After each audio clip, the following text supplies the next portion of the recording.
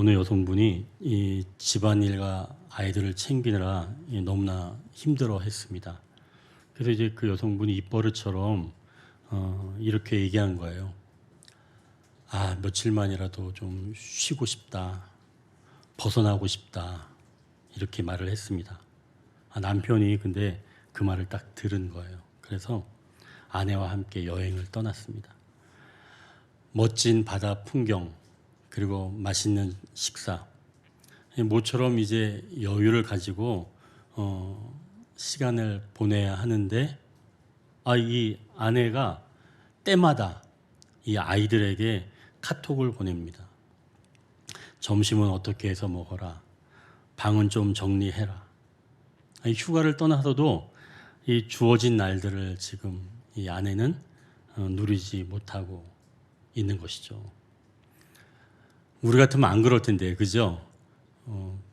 돈이 좀 부족하거나 시간이 없어서 문제지, 아마 우리 같으면 잘 쉬고 올 텐데, 이 여성분 안 그랬다면 봅니다. 자, 이제 오늘 첫 번째 단락을 한번 보십시오. 각자 주어진 날들이 있습니다. 본문에서 먼저 애굽 사람들에게는 어떤 날들이 주어져 있는지 살펴보기를 원합니다. 22절을 보시면 거기 이렇게 기록되어 있죠. 모세가 하나님의 말씀대로 손을 내미니 애굽 온 땅에 캄캄한 흑암이 내렸고, 지금 캄캄한 흑암이 내렸습니다. 좋지 않은 상황이죠. 여기에서 캄캄한 그리고 흑암, 여러분 이게 지금 다른 말인가요? 캄캄한 흑암, 같은 말이잖아요. 이게 지금 반복되어 있는 겁니다. 그러니까 성경에서 지금 같은 말을 그러니까 거듭해서 사용하는 것은 매우 지금 강조하고 있는 거죠. 즉 칠흑 같은 어둠이다, 이런 말씀이죠. 이 당시 애굽은 태양 신을 가장 위대한 신으로 섬기던 나라가 바로 애굽입니다. 그래서 이 애굽 왕 바로는 매일 아침에 태양 신을 예배하는 그런 행사를 치렀죠. 그런데 지금 3일 동안 그 태양 신이 하나님께서 내리신 그 흑암에 완전히 쌓여 있게 되었습니다. 사실 이제 태양도 하나님께서 만드신 피조물일 뿐인데 이 애굽 사람들이 이걸 신으로 떠받들고 살았던 것이죠. 이렇게 애굽으로서 그동안 신으로 여겨왔던, 또 그렇게 믿어왔던, 가장 의지하였던 것이 그럴 만한 대상이 아니란 걸 알게 되는 날이 되었다는 것입니다. 이뿐만이 아닙니다. 23절을 보십시오. 거기 보니까 그동안은 사람들이 서로 볼 수 없다고 지금 말씀하고 있습니다. 흑암이 지금 빛을 다 덮었으니까 볼 수가 없는 거죠. 근데 여기서 지금 사람들은 아주 가까이 있는 사람들을 얘기하는 겁니다. 그러니까 물리적으로도 가까이 있지만 마음으로도 가까이 있는 그런 사람들이 여기 있는 지금 사람들입니다. 그러니까 친척이기도 하고 친구이기도 하고 가족이기도 한 사람들이 바로 여기 사람들이죠. 그동안은 이 애굽 사람들이 이렇게 가까운 사람들을 봐왔고 서로 간에 서로 볼 수 없다 얘기하니까 서로 의지를 하고 있었던 겁니다. 그런데 지금 그런 사람들을 볼 수 없게 되었다는 거예요. 그동안 굳게 믿고 왔던 것, 그리고 서로 의지했던 것들이 무너졌고 막히게 되었다는 것이죠. 여러분, 이게 갑자기 찾아온 거예요? 그렇진 않아요. 8번째 재앙까지 순차적으로 지금 진행되었잖아요, 이 재앙이. 그러면서 점점 자신들의 생각이 잘못되었다는 것을 알게 되었을 것입니다. 그렇다면 이제 애굽 사람들은 누구를 봐야 할까요? 현명한 사람이라면 이 되어가는 일을 통해서 깊이 생각해야 합니다. 신처럼 여겨졌던 것도 무너졌고, 또 아주 가까이 서로 의지하며 살아왔던 사람들도 지금 볼 수 없게 된 바로 이러한 상황이라는 것이죠. 이 상황에서 이제는 누구를 봐야 하는가, 그 말씀입니다. 애굽에게 주어진 날들은 그동안 절대적으로 믿어왔던 그것에 대해서 이제는 다시 생각해보고 또 이제는 누구를 봐야 하는지 깊이 생각해야 하는 그런 날들이 주어졌다는 것이죠. 자, 이제 또 다른 사람들을 한번 좀 볼까요? 23절 하반절 한번 보십시오. 온 이스라엘 자손들이 거주하는 곳에는 빛이 있었더라. 뭐가 있었더라? 빛이 있었더라. 지금 이스라엘 사람들 이 자신들이 머물고 있는 여기서 뭐 고센 지역인데요. 이 지역에는 지금 빛이 있었다는 겁니다. 자기네 쪽에서 볼 때 애굽 지역을 바라봤지 않았겠어요? 또는 이야기를 듣지 않았겠어요? 애굽에는 지금 캄캄한 어둠인데 자기 쪽에는 지금 빛이 있었다는 얘기죠. 아니, 애굽엔 그 어둠이 공포스럽게 쫙 깔려 있는데 아니, 내 쪽에는 환한 빛이, 따사로운 햇살이 지금 비치우고 있는 것입니다.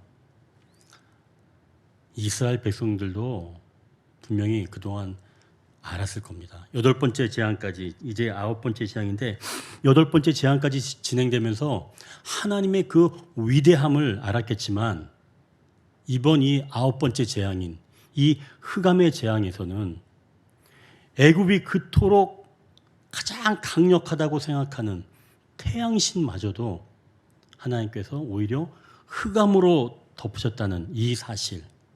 그래서 이제 이 이스라엘 백성들은 하나님을 믿고 따라야겠구나 라고 분명히 결심을 했을 것입니다. 그리고 또 한 가지는 좀 전에 애굽 사람들이 서로 볼 수 없는 상황이라 그랬잖아요. 자, 그러면 이스라엘 사람들은 그러면 어떤 상황일까요? 서로 볼 수 있는 상황이 된 거겠죠. 반대니까, 빛이 있으니까. 그러니까 이스라엘 백성은 이제 서로 봐야 하는 때입니다. 빛이 있다는 건 볼 수 있는 거잖아요. 그러니까 반대잖아요. 그럼 이제 생각해 보십시오. 아니, 왜 이스라엘 사람들은 서로 봐야 할까? 그게 좀 궁금하지 않나요? 이스라엘은 지금 출애굽을 눈앞에 두고 있습니다. 먼 길을 떠날 채비를 해야 되는 거예요. 이쯤에 옆 사람을 봐야 할, 이웃을 봐야 할 그런 분명한 이유가 있다는 것이죠. 바로 다음 부분인데 12장 3절 4절 이렇게 기록되어 있습니다. 12장 3절 4절 너희는 이스라엘 온 회중에게 말하여 이르라. 이달 열흘에 너희 각자가 어린 양을 취할지니 각 가족대로 그 식구를 위하여 어린 양을 취하되 그 어린 양에 대하여 식구가 너무 적으면 그 집의 이웃과 함께 사람 수를 따라서 하나를 취하며 각 사람이 먹을 수 있는 분량에 따라서 너희 어린 양을 계산할 것이며. 이제 마지막 10번째 재앙을 앞두고 있거든요. 이 10번째 재앙은 좀 완전히 다른 재앙입니다. 9번째 재앙과 완전히 다른 재앙이에요. 어린 양을 잡아서 그 피를 문틀에 다 바르고 고기는 가족끼리 먹어야 됩니다. 그런데 가족의 수가 너무 적으면 이웃과 함께 사람의 수를 따라서 잡을 수 있도록 하신 거예요. 그렇다면 이제 자기네 가족이 적으면 이웃을 봐야 될 거 아니에요. 이웃을 진지하게 봐야 할 시간이 되었다는 이야기죠. 하나님께서 이 시간들을 지금 만드신 겁니다. 이웃을 진지하게 볼 수 있는 시간. 그동안 노예로 있으면서 이웃을 진지하게 생각을 할 수 있었겠어요? 나 살기 힘든데? 나 살기 힘들면 나만 보지 다른 사람은 볼 수 없잖아요. 그런데 지금 이 이스라엘에게 소망의 빛이 내리쬐기 시작한 겁니다. 삶의 소망이 생겼고 또 실제로 생활도 이스라엘 백성은 나아졌어요. 아니, 목사님, 어떻게 이스라엘 백성이 실제로 생활이 나아졌겠어요? 그럼 여러분 잘 생각해 보십시오. 9장 3절 4절 그리고 7절에 이렇게 기록되어 있습니다. 제가 이거 읽어드릴게요. 여호와의 손이 들에 있는 내 가축 곧 말과 나귀와 낙타와 소와 양에게 더하리니 심한 돌림병이 있을 것이며 여호와가 이스라엘의 가축과 애굽의 가축을 구별하리니 이스라엘 자손에게 속한 것은 하나도 죽지 아니하리라 하셨다 하라 하시고 바로가 사람을 보내어 본즉 이스라엘 가축은 하나도 죽지 아니하였더라. 그러나 바로의 마음이 완강하여 백성을 보내지 아니하니라. 지금 심한 돌림병 재앙, 이 5번째 재앙에서 애굽의 가축은 죽은 거예요. 그런데 이스라엘 가축은 어떻게 됐다는 얘기예요? 죽지 않은 겁니다. 이것뿐만이 아닙니다. 7번째 재앙인 우박의 재앙에서도 애굽의 가축은, 그러니까 남아있던 애굽의 가축은 죽은 거예요. 그럼 어떻게 되겠어요? 그쪽 지역에 가축이 귀해졌겠죠. 근데 가축을 많이 소유하고 있는 이스라엘은 생활이 나아졌을까요? 당연하죠. 더 귀한 것을 많이 갖고 있으니까 당연히 생활로도 나아졌겠죠. 비싼 값에 팔 수 있었을 테니까. 그러니 이제 이스라엘 백성들은 나만 홀로 잘 먹고 잘 사는 것이 아닌 이웃을 보라는 말씀이죠. 이제 이 이스라엘 공동체가 먼 여정을 떠나야 되잖아요. 이 공동체를 이뤄서 떠나는 겁니다. 결코 가나안은 혼자 가지는 못하는 거죠. 여럿이 함께 공동체를 이루며 나라를 세워야 하기에 내 옆에 사람, 내 주변 사람들을 바라봐야 한다는 것이죠. 자, 이제 이렇게 두 상황을 봤죠. 애굽 사람에게는 어떤 날이 주어졌는지, 그리고 이스라엘 사람들에게는 어떤 날이 주어졌는지, 우리가 두 민족을 통해서 우리가 각자 주어진 날을 보게 되었습니다. 자, 그렇다면 우리는 어떤가요? 우리 각자는 지금 어느 때입니까? 흑암의 깊은 곳을 지나고 있습니까? 아니면 빛으로 인하여 내 영혼이 기뻐하고 즐거워하며 살아가고 있습니까? 만약에 흑암의 때라면 주님을 찾아야 할 것이고 내 영혼에 빛이 들어와서 기뻐하는 바로 그러한 때라면 우리가 동료 인간으로 함께 즐거운 그런 시간을 보내야 한다는 것이죠. 물론 흑암의 때, 고난의 때를 한 가지로 결론 짓는 것은 사실은 적절하지는 않습니다. 고난에는 다양한 이유가 있기 때문에 그렇고요. 또 그걸 맞이하는 어떤 개인의 성향은 다 다르기 때문에 전혀 다른 해석이 나올 수가 있습니다. 고난은 그렇습니다. 그러나 오늘 여기 본문에서 나온 이 애굽인들에게 찾아온 이 흑암, 이러한 특정한 상황에서 고난을 이해할 때는 주님을 찾는 것이 먼저라는 말씀인 것이죠. 자, 이제 두 번째 단락으로 넘어가겠습니다. 두 번째 단락. 우리에게 주어진 시간을 알맞게 보내지 못한다면 어떤 일이 일어날까요? 두 번째 단락. 나 자신과 또 주변과도 갈등이 일어납니다. 먼저 24절을 한번 보십시오. 24절 보시면 바로가 모세를 불러서 이르되 라고 지금 기록되어 있죠. 바로가 모세를 지금 불렀습니다. 지금 애굽은 흑암이 덮여있는 시간이죠. 23절에 말씀하신 것처럼 애굽 사람들 서로 볼 수 있어요? 볼 수 없어요? 서로 지금 볼 수 없습니다. 오직 하나님을 찾는 시간이 되어야 되는 시간이에요. 그런데 지금 바로는 누구를 부르고 있어요? 모세를 부르고 있습니다. 왜 불렀을까요? 협상을 위해서 불렀습니다. 바로가 원하는 건 모세와 협상을 해서 흑암을 떠나가게 하고 이스라엘 가축을 붙잡고 이스라엘 사람들만 보내길 원한 겁니다. 그 협상을 하려고 지금 바로가 모세를 부른 거예요. 근데 사실은 결론적으로 이 이스라엘 사람들도 보내고 싶지 않은 거겠죠. 이 유목민인 이스라엘에게 가축은 살아가는 도구이니까 가축을 잡으면 전체를 잡을 수 있다는 그런 생각이 지금 바로에게 있었던 것입니다. 그럼 이 모세가 바로의 요구를 들어줬을까요? 26절을 보십시오. 우리의 가축도 우리와 함께 가고 한 마리도 남길 수 없으니 이는 우리가 그 중에서 가져다가 우리 하나님 여호와를 섬길 것임이며 또 우리가 거기에 이르기까지는 어떤 곳으로 여호와를 섬기는지 알지 못함이다 하나. 지금 모세는 바로의 협상안을 거절한 겁니다. 들어주지 않았어요. 바로가 요구하는 가축은 놓고 가라, 이 협상안을 거부한 이유는 아직 하나님께 어떤 제물로 제사 드려야 하는지 알지 못하였기에 어떤 가축도 놔두고 갈 수 없다라고 지금 이야기를 한 겁니다. 그러니까 두 사람이 지금 갈등이 일어난 거예요.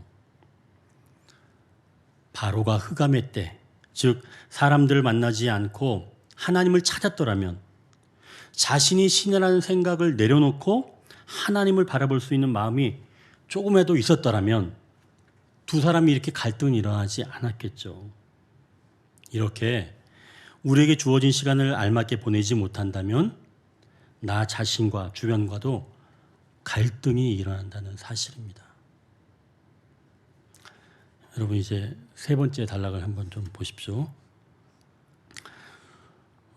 주어진 날들을 살아낸다면, 그러니까 우리는 조금 전에 우리가 이제 지금에서는 모세가 주어진 날들을 어떻게 살아내고 있는지 먼저 좀 살펴보기를 원합니다.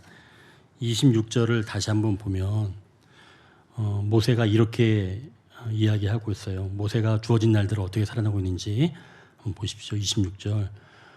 우리의 가축도 우리와 함께 가고 한 마리도 남길 수 없으니 이는 우리가 그 중에서 가져다가 우리 하나님 여호와를 섬길 것이며 또 우리가 거기에 이르기까지는 어떤 것으로도 여호와를 섬기는지 알지 못함이다. 이 어느 목사님들은 출애굽기를 한 개인사의 개인의 구원사에만 초점 맞추는 것은 너무 협소한 생각이다. 이렇게 이야기를 하는 어느 목사님도 있습니다.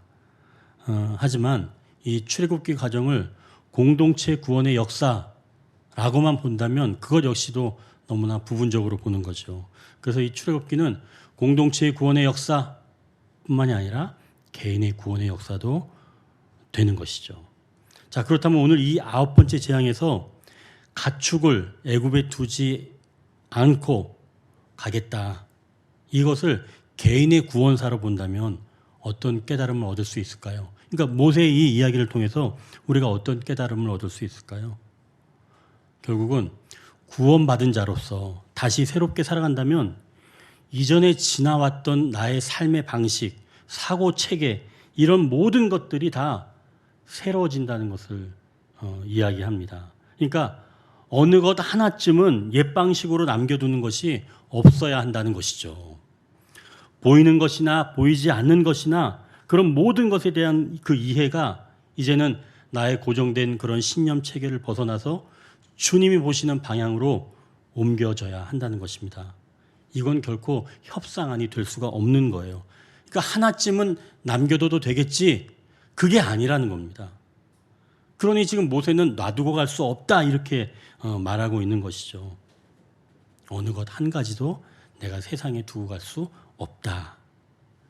그러니까 하나님을 섬기는 것은 온전한 순종을 이야기하는 것입니다. 그러니까 모든 것이 다 하나님을 향해야 한다는 것이죠. 이게 굉장히 좀 부담스러운 말이잖아요. 그러나 모든 것을 다 하나님께 향해야 한다. 이것이 오히려 우리에게 안전한 것입니다. 만약에 하나 정도만 세상에 있거나 나에게만 둔다면 오히려 그것이 화근이 될 수 있다는 거예요. 하나님께 온전히 내 삶의 모든 부분을 맡겨드리지 못한다면 그게 비로소 나중에 화근이 될 수 있다는 것이죠. 하나님께 온전히 맡겨드리지 못하는 것 중에서 여러분들은 어떤 게 좀 떠오르시나요? 나는 이것만큼은 하나님께 온전히 좀 맡겨드리지 못하는 것 같아. 그런 것들 말이죠. 물론 개인의 차가 다 있습니다. 근데 저는 이제 어떤 게 떠올랐냐면 놀이, 그러니까 즐거움 같은 걸 좀 떠올려 봤어요. 그러니까 온전히 맡기는 것 중에 놀이나 즐거움 이런 것들은 하나님께서 별로 안 좋아하실 것 같다. 이제 이런 생각을 좀 하는 경향이 있죠. 놀이를 좋아하는 어떤 연령대가 좋아하나요? 어린아이들을 좋아하잖아요, 놀이를. 그죠? 요즘은 그걸 이제 전자 게임 같은 걸로, 컴퓨터 게임 같은 걸로 이제 하고 있죠. 근데 이 아이들이 좀 착각하고 있는 게 있어요. 뭘 착각하냐면 어른들은 노는 것을 싫어할 것이다. 이거는 착각이죠. 그렇지 않나요, 여러분? 어른들도 노는 걸 굉장히 좋아하죠.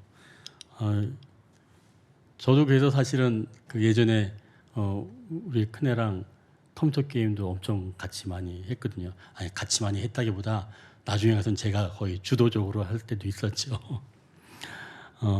자, 그러면 하나님은 어떨까요, 여러분? 하나님은 놀이를 좋아하실까요?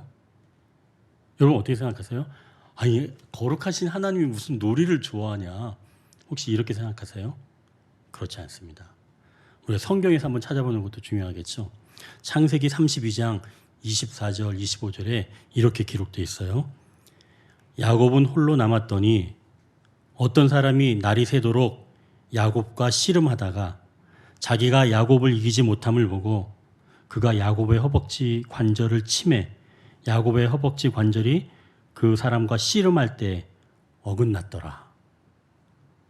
여러분, 여기서 어떤 사람은 곧 하나님을 이야기하고 있는 겁니다. 지금 하나님께서 누구랑 지금 씨름하고 있는 거예요? 야곱이랑. 씨름은 게임이에요. 놀이입니다. 하나님은 얼마나 게임을 즐기시는지 하나님이 심지어 반칙까지 하셨어요. 씨름해서 때리면 안 되잖아요. 그죠? 근데 하나님께서 때리셨어요. 야곱을. 그렇다고 하나님을 반칙 왕이라고 그럴 수도 없고. 그러면 왜 때리셨어요? 축복하시기 위해서. 축복하시기 위해서 반칙을 저지르신 거죠. 하나님은 그만큼 게임을 즐기시는 분입니다. 놀이를 즐거워하시는 분이 하나님이세요. 그렇다면 이제 우리 신앙생활도 돌아볼 수 있어야 됩니다. 나의 모든 것을 다 하나님과 공유하는 거구나. 하나님과 공유하지 못할 게 없는 거구나. 이렇게 우리가 생각해 볼 수 있다는 것이죠. 그러니까 어느 특정한 거는 나한테만 소유하고 있는 게 아니라 그러는 거는 없어야 된다는 겁니다. 아까 모세가 얘기했던 것처럼 가축 모든 것을 다 가져가겠습니다 라고 하는 것, 그게 어떤 영적인 의미가 바로 그런 거라는 겁니다. 세상에 남겨두지 않고 다 하나님께 온전하게 드리는 겁니다. 우리의 삶의 전체적인 부분을 말하는 것이죠. 애굽에 하나도 남길 수 없다. 바로 그것을 이야기하는 것이죠. 자, 이제 세 번째 단락인데요. 우리에게 주어진 시간을 알맞게 보낸다면 사람이 이제 어떻게 달라질까요?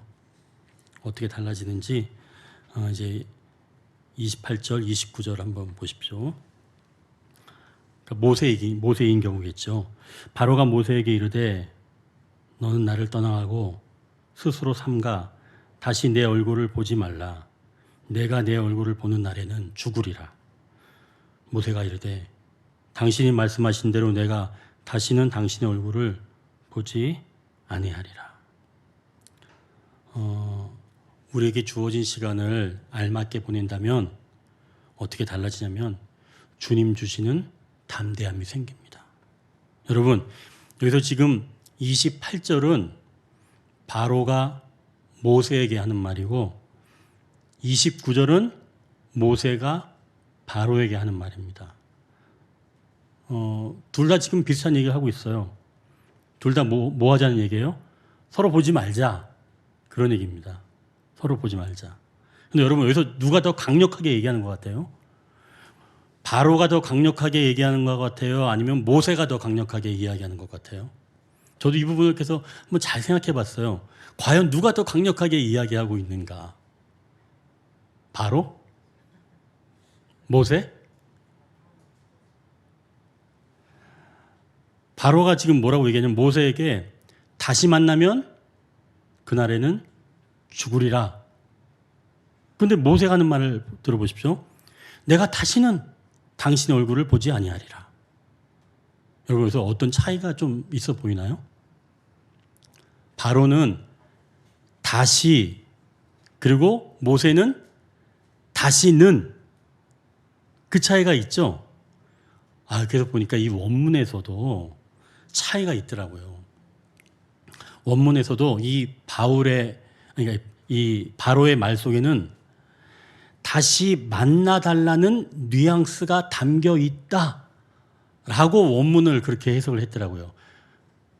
그러니까 바로가 모세한테 다시 이렇게 안 만나겠다라고 얘기했지만 사실은 만나달라고 하는 그런 뉘앙스가 숨어 있다고 해석이 된 거죠. 그러니까 바로가 모세에게 함부로 하는 것 같지만 항상 누가 재앙을 풀어줬어요? 모세가 항상 재앙을 풀어줬잖아요. 그러니까 바로 입장에서 모세 안 볼 수 있어요? 말로는 다시 안 보겠다, 보면 죽겠다, 넌 죽이겠다라고 하지만 그렇지는 않다는 얘기죠. 그러면 오히려 다시는 안 보겠다고 단호하게 말한 쪽은 오히려 모세입니다. 어느 것 하나도 세상에 남겨두지 않고 온전히 새로운 삶을 살아가겠다고 결심하면서 살아온 이 모세, 이렇게 주어진 날을 아름답게 보낸 자는 더욱 단단해진다는 것이죠. 모세가 하나님을 신뢰하면서 더욱 단단해졌습니다. 세상의 왕이라고 해서 이제 그 앞에서 주눅들거나 위축되지 않고 담대하게 자신의 말을 전하게 된 것이죠. 결국 예전의 모세가 아니라는 겁니다. 이 프랭크 루박이라고 하는 선교사님이 있습니다. 미국의 우표에 등재된 유일한 선교사님이라고 합니다. 굉장하신 분이죠. 그래서 이 미국의 외교 정책에 많은 영향을 미쳤는데요. 그분이 쓰신 프랭크 루박의 기도일기라고 하는 그런 책이 있습니다. 그런데 이제 이분도 45세까지는 신앙생활에 만족이 없었다고 해요. 그러면은 우리 성도들도 아직 희망은 있어요. 그죠? 이분도 45세까지는 신앙에 만족이 없었다고 하니까요. 그래서 이제 이분이 고민을 했습니다. 정말 하나님께서 우리의 모든 삶에 함께 하실까? 그분의 임재 가운데 그 24시간을 함께 하면서 정말 친밀함을 느낄 수 있을까? 이 프랭크 루박 선교사님이 그걸 생각한 겁니다. 그래서 이분이 이렇게 갈등하다가 남은 인생은 이 질문에 대한 답을 찾는 시간으로 내가 보내겠다, 이렇게 결심을 하고 그때부터 매 순간 지금 하나님을 생각하며 살아가게 됩니다. 이게 잘 되겠어요? 그래서 처음에는 30분마다 한 번씩 하나님을 생각을 했다고 합니다. 처음에는. 근데 나중에는 1분마다 하나님을 생각을 했다는 거예요. 그렇게 해서 쓴 일기가 1937년 1월 1일부터 6월까지 그렇게 해서 나온 책이 이 프랭크 루박의 기도일기예요. 저는 이제 이 책을 한 7, 8년 전인가 유기선 목사님을 통해서 제가 소개를 받았어요. 물론 이제 그렇다고 해서 유기선 목사님이 저한테 전화해서 목사님 그 책 좋아요, 읽어보세요, 그렇게 한 건 아니고요. 제가 그분의 설교를 보다가 유기선 목사님께서 그 프랭크 루박에 대해서 이야기를 하시길래 좋은 책인 것 같아서 제가 이제 보게 됐죠. 자, 그 일기 중에 6월 10일자 일기 내용이 있습니다. 제가 한번 읽어드릴게요. 그 중에 한 부분이거든요. 제가 어제처럼 하나님께 나아가 제 모든 것을 맡기면 즉각 열매들이 나타나기 시작합니다. 반면 제가 모든 것을 의식적으로 온전히 하나님께 맡기지 않을 때 사람들의 속물적인 태도에 대한 분노가 일어납니다. 나를 떠나서는 너희가 아무것도 할 수 없음이라. 더 이상의 경건표현은 존재하지 않습니다. 이것이 바로 우리의 실패에 대한 하나님의 요지부동하고 단호한 설명입니다. 저는 정말 소름 끼칠 만큼 너무나도 이기적인, 너무나도 까다로운, 내적으로 너무나도 분열된, 하나님을 떠나서는 어떤 것도 잘해낼 수 없는 약한 사람입니다. 그러므로 저는 제 삶의 모든 순간순간을 새로운 굴복의 시간으로 만들어야 한다는 것을 잊지 않기를 원합니다. 조금 길어서 내용을 조금 제가 정리하자면, 모든 것을 하나님께 온전히 맡기지 않을 때 다른 사람들의 속물적인 태도에 분노가 일어났다는 이야기입니다. 이 선교사님이 그날 어떤 일이 일어났는지 구체적으로 기록해 놓지는 않았어요. 아마 그랬으면 누군가 알았기 때문에 아마 적어놓지 않았던 것 같아요. 근데 아마도 어떤 사람의 그 행동을 보고 분노가 일어났던 모양입니다. 그런 자신을 보고 하나님께 온전히 맡기지 못하였기에 자신이 넘어지게 되었다는 것을 기록한 것입니다. 우리에게 어떤 날이 주어지든 하나님께 온전히 맡겨드리지 않으면 하나님이 원하시는 삶을 살아낼 수 없다는 말씀이죠. 하나님께서 사랑하신 우리 언덕의 성도 여러분, 우리 삶의 모든 부분을 하나님께 온전히 드리십시오. 그로 인하여 주어진 날들을 아름답게 감당해 내십시오. 그렇게 되시기를 주님의 이름으로 축원합니다. 이제 주어진 날을 어떻게 분간하며 살아갈 수 있을까 좀 생각을 해봤습니다. 그러면 나에게 주어진 날은 뭘까? 이런 생각을 할 수 있잖아요. 오늘 본문만 본다면 내 심령에 캄캄한 그런 흑암이 덮어져 있다고 느껴진다면 그때는 하나님을 바라봐야 할 때라는 것이죠. 그러니까 다른 사람을 만나기보다는 하나님을 만나야 하는 때입니다.